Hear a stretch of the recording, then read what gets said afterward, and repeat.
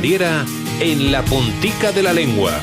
Una mirada desenfadada a las cosas de nuestro lenguaje.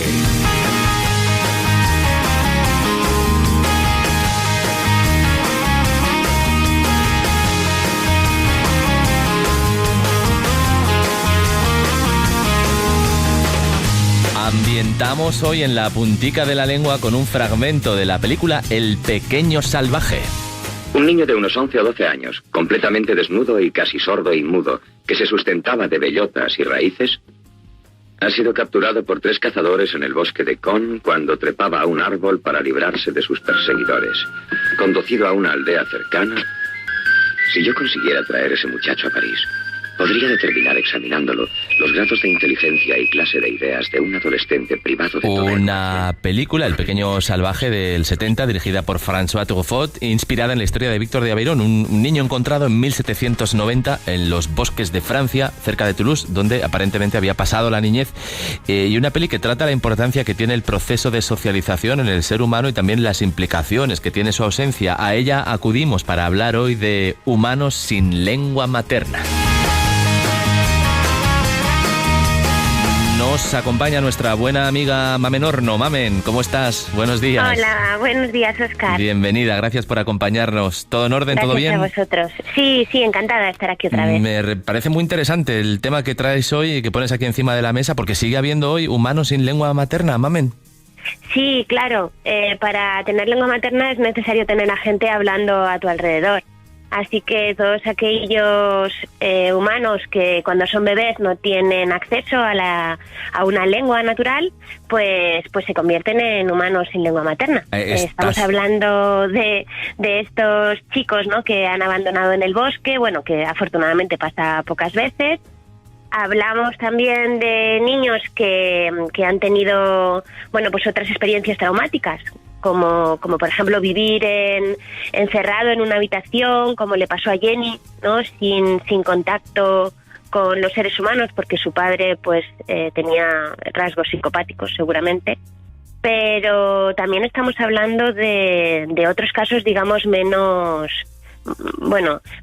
exagerados, ¿no? O menos puntuales, ¿no? Más habituales. El de una persona sorda, ¿no? Por ejemplo, que viviendo en sociedad llega adulto sin aprender una lengua materna. ¿A este colectivo, por ejemplo, te refieres, Mamen? Sí, claro. Este colectivo es el que más me preocupa, o el que más nos preocupa actualmente, porque son los más numerosos, ¿no? Los humanos que más problemas tienen para acceder a una lengua materna son aquellos que no pueden acceder por sordera a la lengua de su entorno, pero tampoco tienen una atención temprana que les acerque a una lengua de signos, ¿no? Date cuenta que los sordos normalmente, como no es un problema genético, suelen aparecer en familias de normohablantes y por lo tanto si no hay un diagnóstico precoz y una atención temprana, pues pueden llegar a tener varios años de edad y no tener lengua materna. ¿Y qué consecuencias tiene no tener una lengua materna? ¿Esto en qué puede derivar? Bueno, pues a nivel social, desde el punto de vista social, desde luego van a considerarle como si tuviera menos coeficiente intelectual del que realmente tienen, ¿no?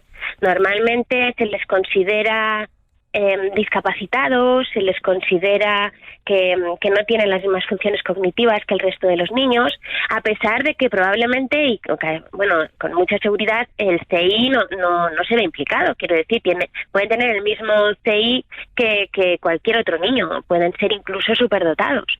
Pero esa visión que tenemos de las personas que no tienen lengua es una visión infantilizada. Fíjate que la palabra infante proviene de eso, de no tener lengua, ¿no? Entonces los que no tienen lengua materna parece que son como menores que los demás. Todo esto tiene que ver con la sociedad, pero ¿qué pasa con respecto a su propia capacidad de pensamiento? ¿Pueden pensar los humanos sin lenguaje? Sí, claro, pueden pensar porque el pensamiento es prelingüístico, ¿no? Los niños piensan antes de desarrollar su capacidad lingüística. También los animales no lingüísticos piensan, ¿no? Pero está claro que el pensamiento sin lenguaje es muy distinto al pensamiento que tenemos las personas que hemos adquirido una lengua, ¿no? Hay conceptos como, por ejemplo, el tiempo, que no se desarrollan en ausencia de lenguaje. ¿Cómo puedes pensar en el próximo jueves, ¿no? o en tu cumpleaños si no tienes una lengua materna, ¿no?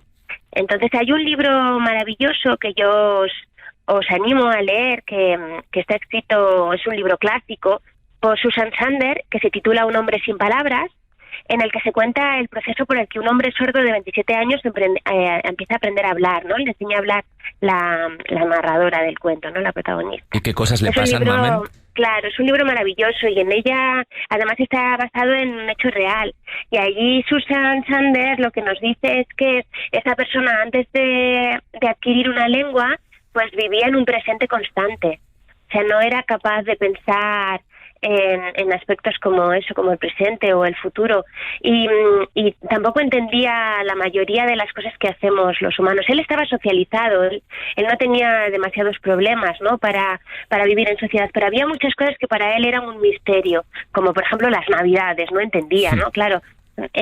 Y a medida que va aprendiendo a hablar, va entendiendo su propia historia y va entendiendo las cosas que ha visto desde pequeño, etcétera. Es un libro estupendo. Se llama Un hombre sin palabras y lo firma... Sí, Susan Sander es la autora. Susan Sander. ¿Los niños que no tienen lengua materna la pueden llegar a adquirir más adelante?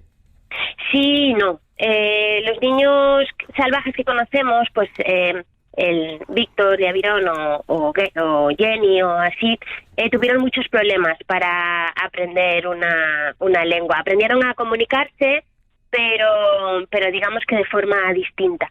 Podríamos pensar que su problema era un problema de socialización también, ¿no? Y de todos los traumas que tenían. Claro.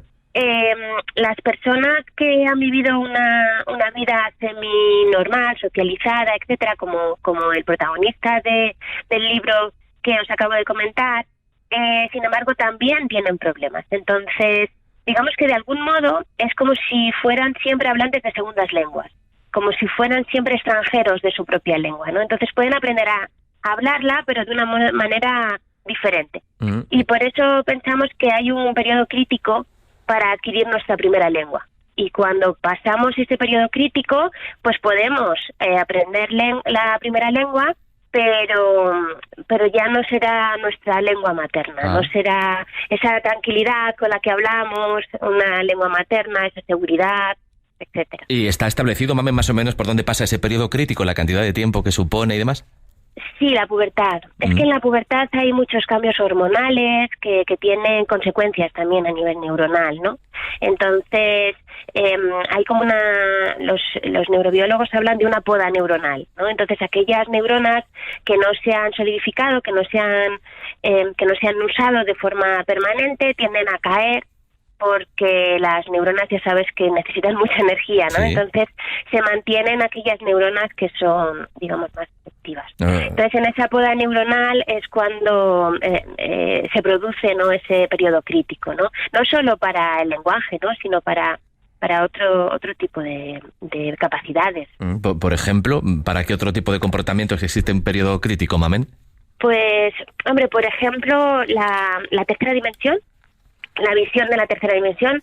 Los niños que nacen ciegos y que no se ven, que no tienen estímulos lumínicos hasta que llegan a adultos, por ejemplo, pues han nacido ciegos, pero en realidad su problema pues serán, qué sé yo, unas cataratas o lo que sea, y luego les operan de mayores y acceden a los estímulos lumínicos.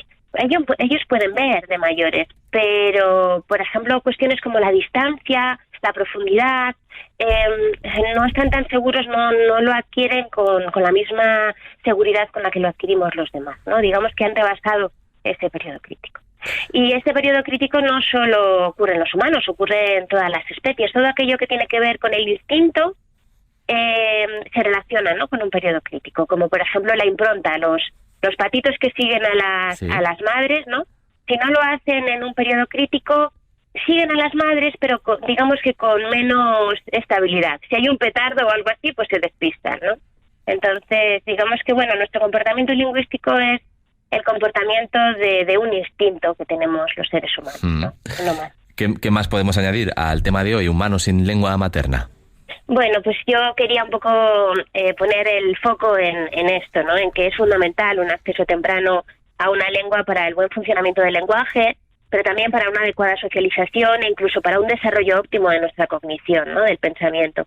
Y por ello es tan importante el diagnóstico precoz de la sordera en los niños y la atención temprana de estos niños, que incluye el acceso a una lengua de signos.